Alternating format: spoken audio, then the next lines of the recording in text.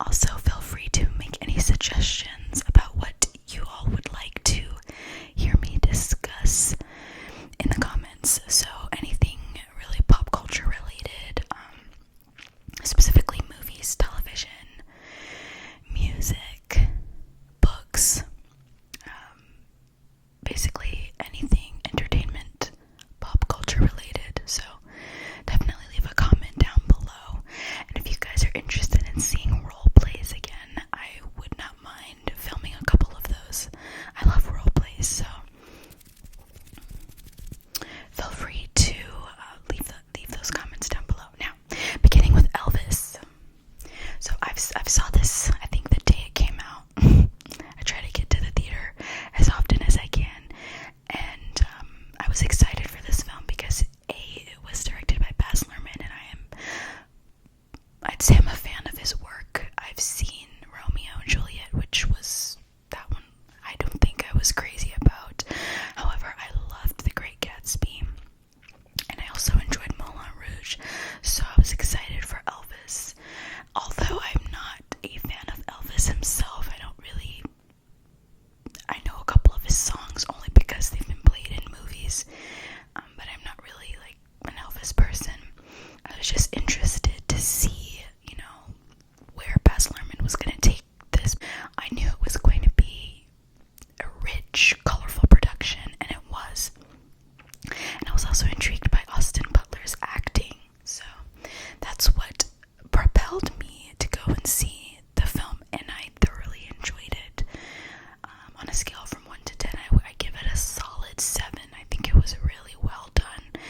The direction of it was great. Cinematography, set design, production, costume, and also Austin Butler did a great job as well portraying Elvis. I know that in some of the earlier scenes in the film, he actually sung a few of Elvis's earlier songs, and he did pretty well, I would say, in my opinion. And if I was on the board of the Oscars, or whoever does the judging for all that, I would definitely nominate him at least. So he's likely going to get a nomination for that.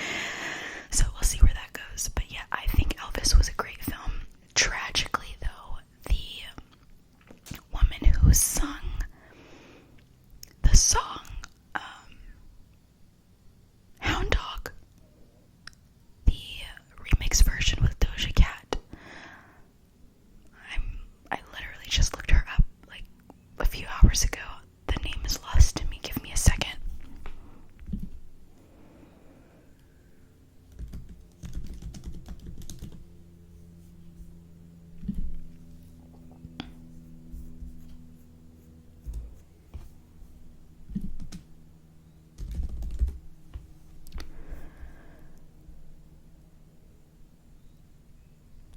Okay, she plays Big Mama Thornton, but her name was... I should know this. I literally was just looking it up. Shanka Dukure.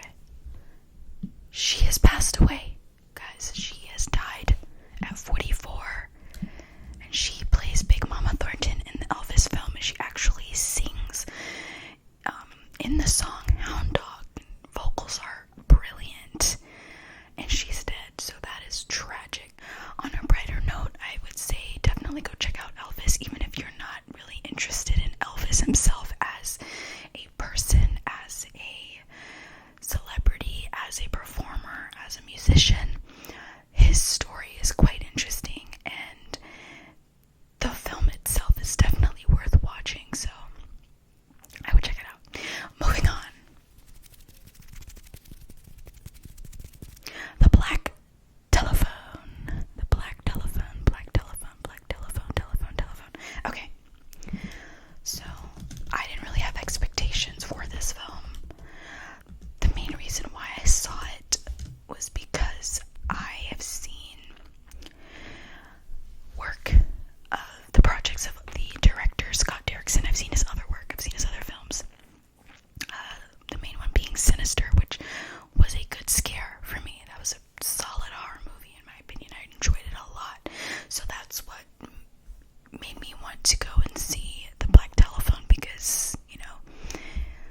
getting horror done right and having it be successful can be difficult, like, especially in this day and age where people are becoming more and more numb to everything.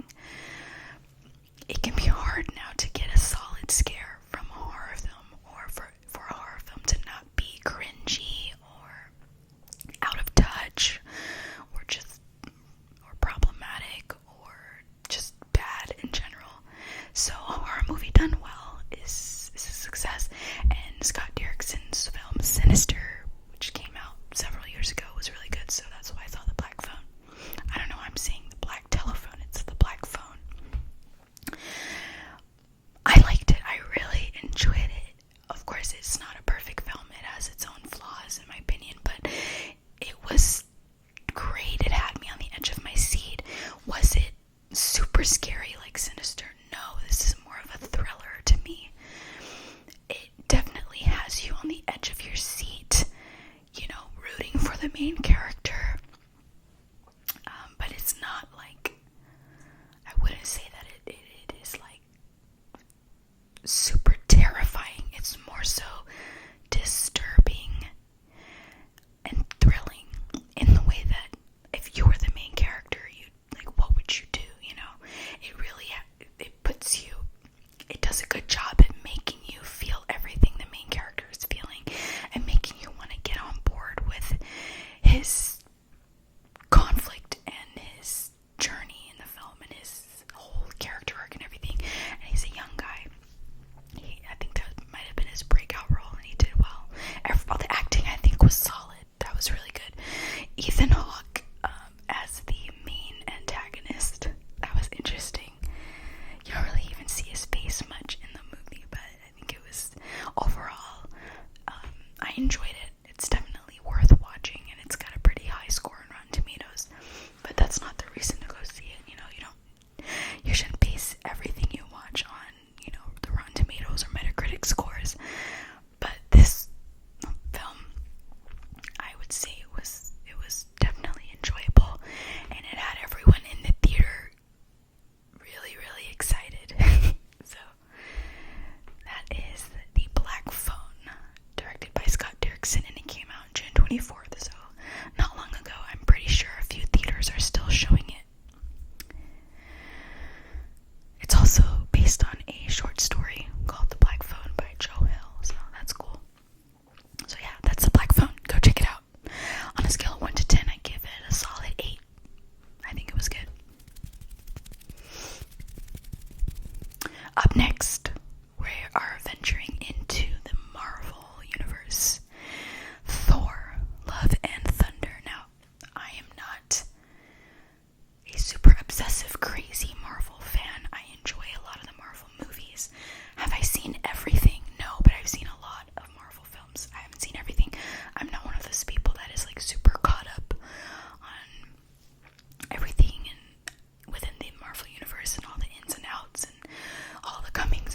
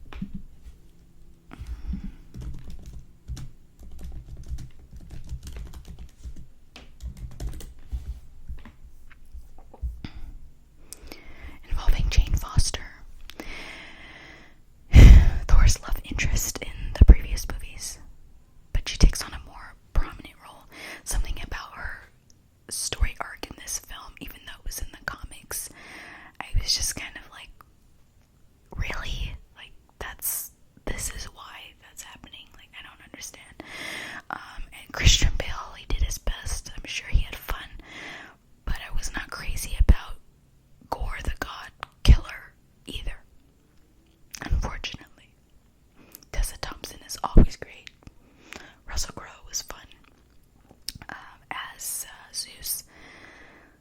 And of course, Thor, and I mean, acting-wise, is never really, a huge issue.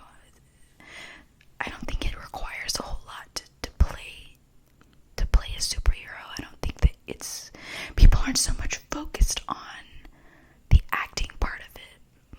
They're more so focused on plot and, the cinematics of it all. So, I mean, acting-wise, everybody was fine, as usual. I mean, these are great actors. But something just wasn't it for me. So, if I were to say on a scale of 1 to 10, I give it a solid 5. I would say a solid 5. So, it's about a 50%. And, I mean, if you go and check on its ratings for a Marvel movie, 67% is not great. So, I mean, I know many of the Marvel movies have done worse, but that's not great. Now, I'm sure this movie was necessary. I know that Thor is returning, and there's a part of me that felt like Loki would somehow show up. Like, I'm not even well versed on everything that occurred. Like, some people would be like, who are you to talk about Thor, Love and Thunder when you haven't seen such and such other films? I'm not even going to mention. But there's a part of me that still felt like somehow Loki would make an appearance. But he didn't, so I guess he really is gone. So yeah, that's Thor. 5 out of 10 for me. Okay, I'm really excited to talk about this next one. I think there may be some controversy involved with this movie. Not completely sure. But Where the Crawdads Sing. Where the Crawdads Sing. Where the Crawdads Sing. Where the Crawdads Sing.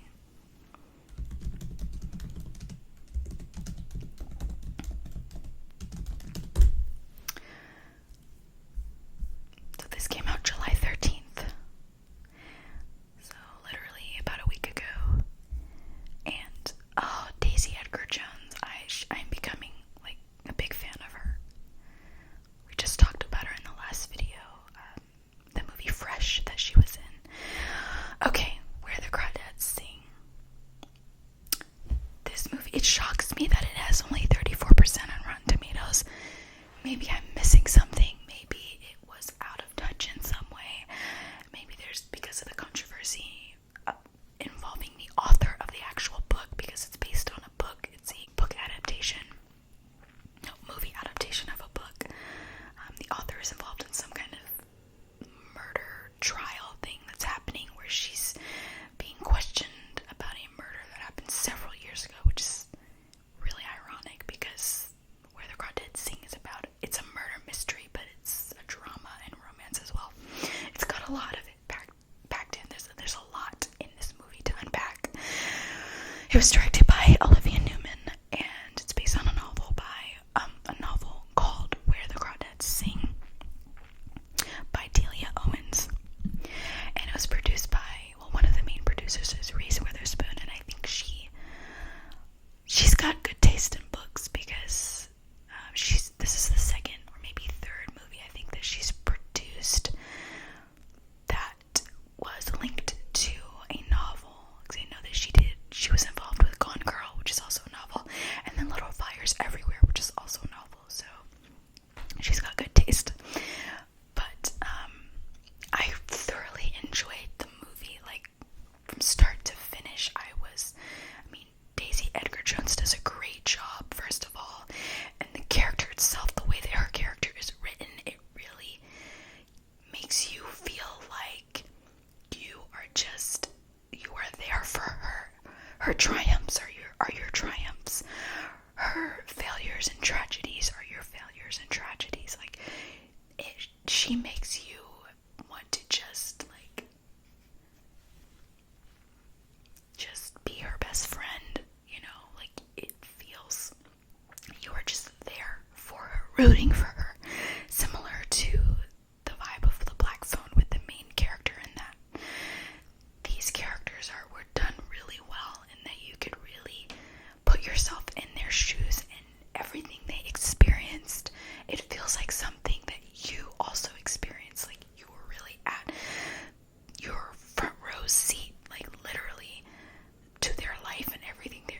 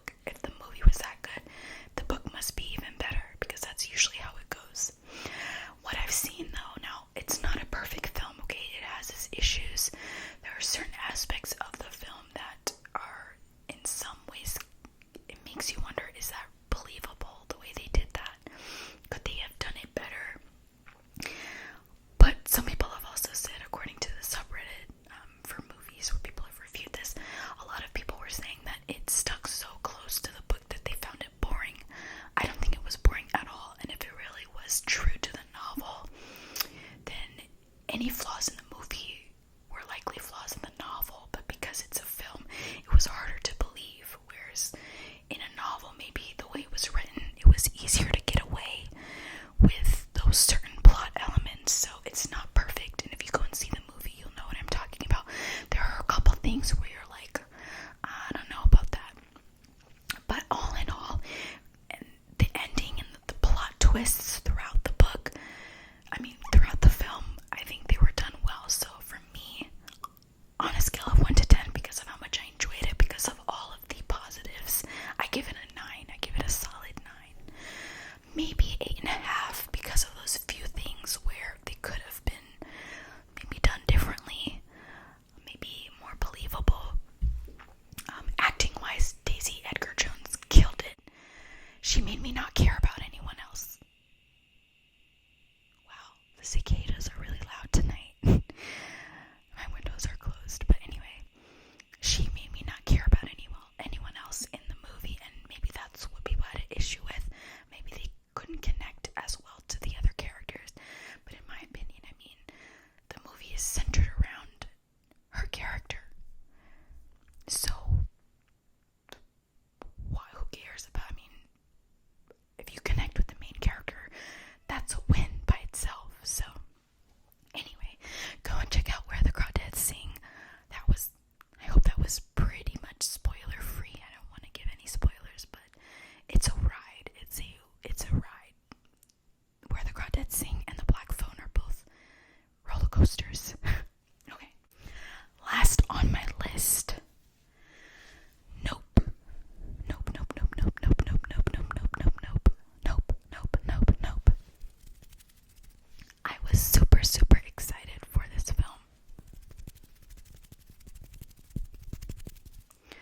Jordan Peele, I love his previous works. Get Out was a great film. Us was a great film.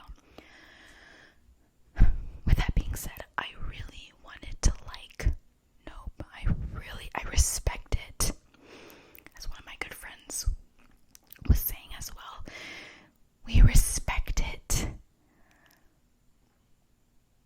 but we were disappointed with it. And I hate to say that, but we were disappointed with it.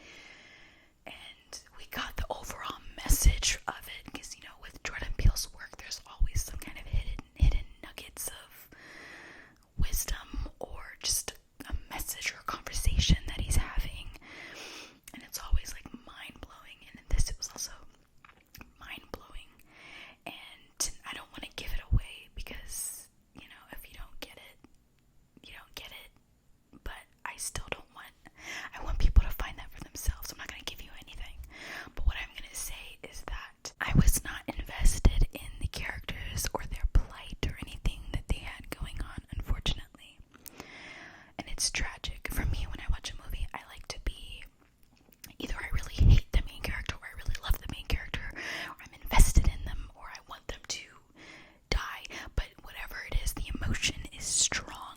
I didn't care about any of them, and the sad thing is, they were all great. Daniel Kaluuya is a great actor. Keke Palmer is amazing.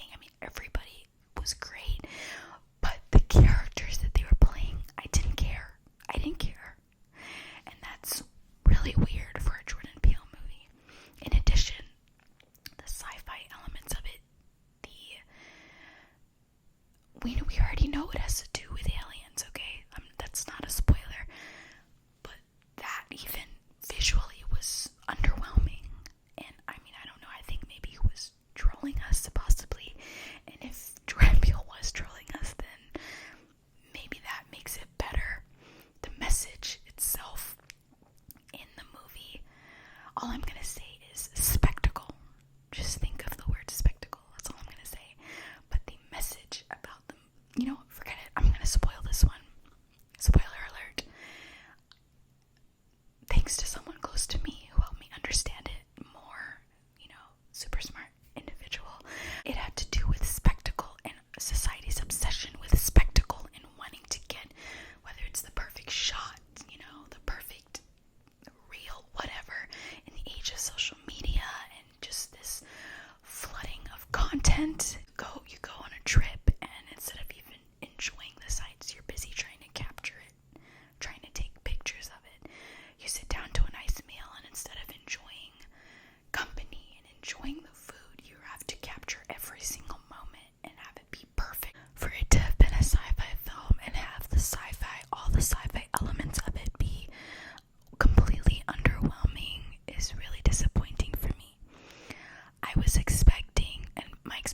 parents were